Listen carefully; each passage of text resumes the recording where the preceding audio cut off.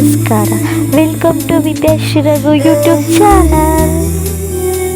ನಾವು ಯಾವ್ಯಾವ temple visit ಮಾಡ್ತೀವಿ, ನಮ್ಮ ಜರ್ನಿ ಹೇಗಿತ್ತು ಅನ್ನೋ ತಿಳ್ಕೊಳ್ಳೋ ಕ್ಯೂರಿಯಾಸಿಟಿ ಇದೆಯಾ? ವಾಚ್ ಮಾಡಿ ಫುಲ್ ವಿಡಿಯೋನ. ಇಲ್ಲಿಂದ ಬೈಕ್ ಟ್ಯಾಂಕ್ ಫುಲ್ ಪೆಟ್ರೋಲ್ ಹಾಕ್ಸ್ಕೊಂಡು ಗಾಡಿ ಎತ್ತಿ ಹೊರಟ್ವಿ. ಟ್ರಿಪ್ ಮಾಡಿದೆ, ತುಂಬ ದಿವಸಗಳಾದ್ರಿಂದ ತುಂಬ ಎಕ್ಸೈಟ್ ಆಗಿದ್ದೆ ನಾನು. ಸ್ವಲ್ಪ ದೂರ ಹೋಗೋ ಅಷ್ಟರಲ್ಲೇ ಡಿಂಪು ಆಲ್ರೆಡಿ ಮಲಗಿಬಿಟ್ಟಿದ್ದ. ಮಾತಾಡ್ತಾ ಬಂದಿದ್ದು ಗೊತ್ತೇ ಆಗಲಿಲ್ಲ. ನಾವು 10 PM ಬಿಟ್ಟಿದ್ದು 4 AM ರೀಚ್ ಆದ್ವಿ. ಸ್ಟೇ ಆಗಿ ಮಾರ್ನಿಂಗ್ ಎದ್ದು ಜೋಗುಳಬಾವಿಗೆ ಹೊರಟ್ವಿ. ಜೋಗುಳಬಾವಿ ಸತ್ಯಮ್ಮ ದೇವಸ್ಥಾನ ತಲುಪಿದ್ವಿ. ಅಲ್ಲಿ ಹೋಗಿ ನೋಡಿದರೆ ಅವತ್ತು ಫ್ರೈಡೇ ಆದ್ರಿಂದ ತುಂಬ ಜನ ಇದ್ದರು. ಫ್ರೆಶ್ ಅಪ್ ಆಗಿ ದೇವರ ದರ್ಶನ ಮಾಡಿದ್ವಿ. ಈಗ ಎಲ್ಲಮ್ಮ ದೇವಸ್ಥಾನಕ್ಕೆ ಹೋಗ್ತಾ ಇದ್ದೀವಿ.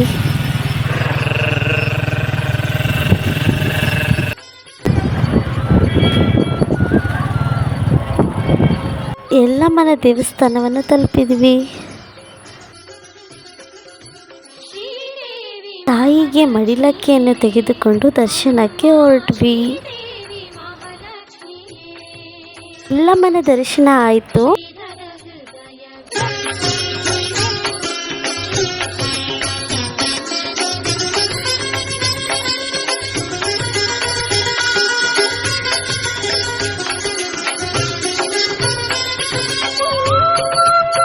ಮತ್ತೆ ಅಲ್ಲಿಂದ ಪರಶುರಾಮ ದೇವಾಲಯಕ್ಕೆ ಹೋಗಿ ಪರಶುರಾಮನ ದರ್ಶನ ಮಾಡಿದೆವು.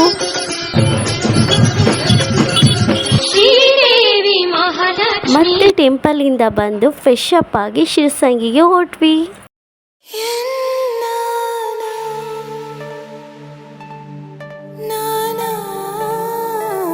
ಡಿಂಪು ಆಗ್ತಾನೆ ಮಲಗಿದ್ದಿದ್ರಿಂದ ನೇಚರ್ನೆಲ್ಲ ನೋಡ್ತಾ ಬರ್ತಾ ಇದ್ದ.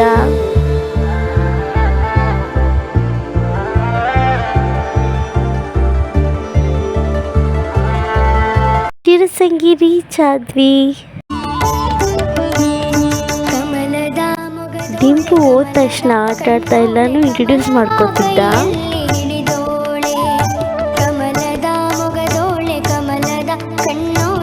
ಪ್ರಸಾದ ಕೊಡ್ತಾ ಇದ್ರು, ಪ್ರಸಾದ ತೆಗೆದುಕೊಂಡ್ವಿ. ಡಿಂಪುದು ಪ್ಲಾನ್ ಟೈಮ್. ನೀರ ತಕ್ಕೊಂಡು ಬಂಗಾರದ ಮೋರೆ ತೊಳೆದೇನಾ. ಅದಾದ ನಂತರ ರೂಮ್ಗೆ ಹೋಗಿ ಸ್ಟೇ ಆಗಿ ಮಾರ್ನಿಂಗ್ ಎದ್ದು ಮತ್ತೆ ದರ್ಶನ ಕೊಟ್ವಿ.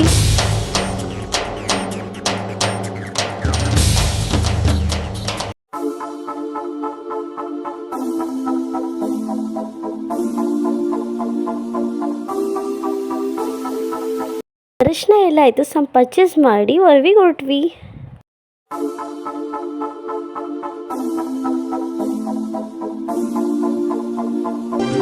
ದೂರ ಸ್ವಲ್ಪ ದೂರ ಬಂದು ನೋಡು ನನ್ನ ಜೊತೆಗೆ ನಿಂತು. ಹೊರವಿ ದೇವಾಲಯಕ್ಕೆ ಬಂದು ರೀಚ್ ಆದ್ವಿ. ಇರುವುದು ವರವಿಯಲಿ, ಬೆರೆವುದು ಲಿಂಗನ ಬಂಡಿಯಲಿ, ಸ್ಥಿರವಾಗಿರುವೆ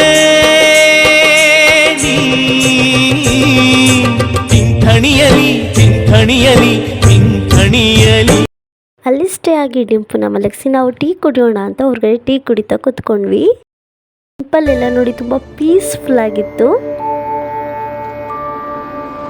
ಮತ್ತೆ ಮಾರ್ನಿಂಗ್ ಇದ್ದು ಅಂಬಲಿ ಹೊಂಡಕ್ಕೆ ಹೊರಟ್ವಿ. ಅಂಬಲಿ ಹೊಂಡದ ಮಹತ್ವವೇನೆಂದರೆ, ಸಮುದ್ರವು ಬತ್ತಿದರೂ ಹೊರವಿಯಲ್ಲಿರುವ ಅಂಬಲಿ ಹೊಂಡದ ನೀರು ಬತ್ತುವುದಿಲ್ಲವೆಂದು ಮೌನೇಶ್ವರ ದೇವರ ಆಶೀರ್ವಾದವಿದೆ. ಈ ಜಾಗದ ಇತಿಹಾಸವೇನೆಂದರೆ, ಇಲ್ಲಿ ತುಂಬ ಬರಗಾಲವಿತ್ತಂತೆ. 2-3 ಕಿಲೋಮೀಟರ್ನಿಂದ ನೀರನ್ನು ತೆಗೆದುಕೊಂಡು ಬರ್ತಾ ಇದ್ರಂತೆ. ಆಗ ಒಮ್ಮೆ ಮೌನೇಶ್ವರರು ಸಾಧುವೇಷ ರೂಪಧಾರಿಯಾಗಿ ಬಂಡೆಯ ಮೇಲೆ ಕುಳಿತಿದ್ದರಂತೆ. ಸಖಿ ಮನೆತನದ ಸೊಸೆಯಾದ ಜಕ್ಕಮ್ಮ ಎಂಬುವರು ನೀರು ತರಲು ಹೊರಟಿದ್ದರು. ಆಗ ಮೌನೇಶ್ವರರು ಜಕ್ಕಮ್ಮರಿಗೆ, ನನಗೆ ತಂಬಾಕು ಚಿಲುಮೆ ಸೇದಲು ಬೆಂಕಿಯನ್ನು ತಂದುಕೊಡಮ್ಮ ಎಂದು ಕೇಳಿದರು. ನಾನು ನೀರನ್ನು ತುಂಬುತ್ತೇನೆ ಎಂದರು. ಜಕ್ಕಮ್ಮ, ಇಲ್ಲ ಅಜ್ಜ, ನಾನು ಬರಿಗೈಲಿ ಮನೆಗೆ ಹೋದರೆ ನನ್ನ ಅತ್ತೆ ಸುಮ್ಮನಿರುವುದಿಲ್ಲ ಎಂದರು. ಆಗ ಮೌನೇಶ್ವರರು, ಅಲ್ಲಮ್ಮ, ನನಗೆ ತುಂಬ ಚಳಿಯಾಗುತ್ತಿದೆ, ನೀನು ಚಿಲುಮೆ ಸೇದಲು ನನಗೆ ಬೆಂಕಿಯನ್ನು ತರಲೇಬೇಕು ಎಂದರು. ಆಗ ಜಕ್ಕಮ್ಮರು ಮನೆಗೆ ಹೋಗಿ ಬೆಂಕಿಯನ್ನು ತಂದರು. ಆದರೆ ಕೊಡವು ತುಂಬೇ ಇರಲಿಲ್ಲ. ಜಕ್ಕಮ್ಮರು ಮೌನೇಶ್ವರರಿಗೆ ಕೊಡವು ತುಂಬೇ ಇಲ್ಲವೆಲ್ಲ ಎಂದಾಗ ಕೈಯಲ್ಲಿ ಇದ್ದ ಕೊಡಲಿಯಿಂದ ಕಾಶಿಯಿಂದ ಗಂಗೆಗೆ ನೀನು ನನಗೆ ನೀಡಿದ ವಚನದಂತೆ ಬಾ ಎಂದು ಬಂಡೆಗೆ ಹೊಡೆದರು. ಆಗ ಗಂಗೆಯು ತೀರ್ಥ ರೂಪದಂತೆ ಬಂದು ನೆಲೆಸಿದಳು. ಆಗ ಮೌನೇಶ್ವರರು ಜಕ್ಕಮ್ಮಳಿಗೆ ತೆಗೆದುಕೋ ನೀರನ್ನು, ಈ ನೀರನ್ನು ಹಾಕಿ ಅಂಬಲಿ ಮಾಡು, ಅಂಬಲಿ ಹುಳಿಯಾಗುವುದು ಎಂದರು. ಜಕ್ಕಮ್ಮ ಅಂಬಲಿ ಮಾಡಿದಳು, ಅಂಬಲಿ ಹುಳಿಯಾಯಿತು. ಆದ್ದರಿಂದ ಈ ಹೊಂಡಕ್ಕೆ ಅಂಬಲಿ ಹೊಂಡ ಎಂದು ಕರೆಯುತ್ತಾರೆ. ಇದು ಅನೇಕ ಮಹತ್ವ ಹೊಂದಿದ ತೀರ್ಥವಾಗಿದೆ. ಹೊಲಕ್ಕೆ ಏನಾದರೂ ಅಂಟಿರುವ ಕೀಟಬಾಧೆಗಳಿದ್ದರೆ ಇದನ್ನು ಸಿಂಪಡಿಸಿದರೆ ಹೊರಟು ಹೋಗುತ್ತದೆ. ಇಲ್ಲಿಯ ತೀರ್ಥ ಸ್ನಾನ ಮಾಡುವುದರಿಂದ ಚರ್ಮ ವ್ಯಾಧಿಗಳು ನಿವಾರಣೆಯಾಗುತ್ತವೆ ಎಂಬ ಪ್ರತೀತಿ ಇದೆ. ನಾವು ತೀರ್ಥ ಸ್ನಾನ ಮಾಡಿ ದೇವರಿಗೆ ನಮಸ್ಕರಿಸಿ ಮತ್ತೆ ಮೌನೇಶ್ವರ ದೇವಾಲಯಕ್ಕೆ ಹೊರಟೆವು.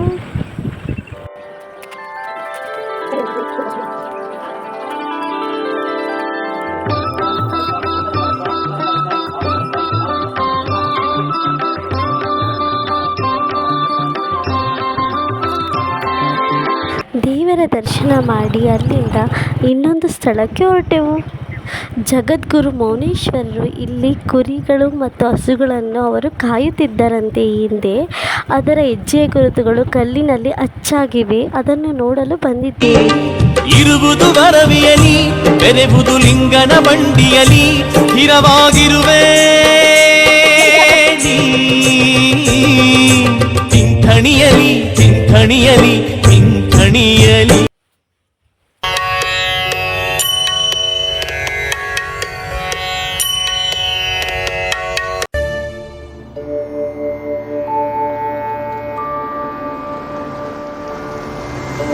ಜಗದೋ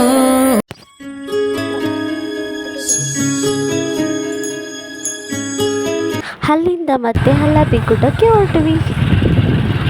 ರಘು ಅವ್ರು ತೋರಿಸ್ತಾ ಇದ್ದಾರೆ ನೋಡಿ, ಅದೇ ಹಲ್ಲಾಬಿ ಗುಡ್ಡ. ಅಲ್ಲಿಗೆ ಹೋಗ್ತಾ ಇದ್ದೀವಿ ಈಗ. 2 ಕಿಲೋಮೀಟರ್ ವಾಕಬಲ್ ಡಿಸ್ಟೆನ್ಸ್ ಇತ್ತು. ಡಿಂಪು ಇದ್ದಿದ್ದರಿಂದ ತುಂಬ ಬಿಸಿಲು ಇರೋದ್ರಿಂದ ನಮಗೆ ಹೋಗೋಕ್ಕಾಗಲಿಲ್ಲ. ಅದು ಮೌನೇಶ್ವರನ ಗುಡ್ಡವಾಗಿದೆ. ಮದುವೆಯಾಗದವರು ಚಪ್ಪರ ಕಟ್ಟಿ ಬರುತ್ತಾರೆ, ಮಕ್ಕಳಾಗದವರು ತೊಟ್ಟಿಲು ಕಟ್ಟಿ ಅದರೊಳಗೆ ಫಲತಾಂಬೂಲ ಇಟ್ಟು ಬರುತ್ತಾರೆ, ಮನೆ ಕಟ್ಟುವ ಆಸೆ ಇರುವವರು ಕಲ್ಲಿನಲ್ಲಿ ಮನೆ ಕಟ್ಟಿ ಬರುತ್ತಾರೆ. ಹೀಗೆ ಅನೇಕ ಹರಕೆಗಳು ಫಲಿಸಿವೆ ಎಂಬ ಪ್ರತೀತಿ ಇದೆ. ಮತ್ತೆ ದೇವಸ್ಥಾನಕ್ಕೆ ಹೊರಟ್ವಿ.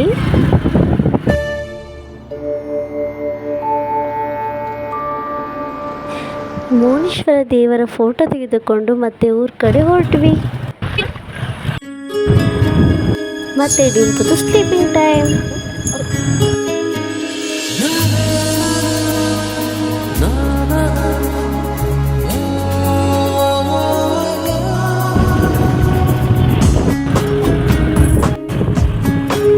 ನಾವು ಶಿವಮೊಗ್ಗ ಬಂದು ರೀಚ್ ಆದ್ವಿ. ರೀಚ್ ಆಗೋಷ್ಟರಲ್ಲಿ 10 o'clock ಆಗಿತ್ತು.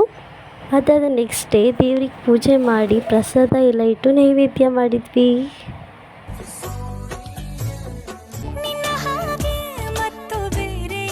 ಲೈಕ್ ಮಾಡಿ, ಶೇರ್ ಮಾಡಿ, ಕಮೆಂಟ್ ಮಾಡಿ, ಸಬ್ಸ್ಕ್ರೈಬ್ ಆಗೋದು ಮರಿಬೇಡಿ. Thanks for watching. Waiting for next video.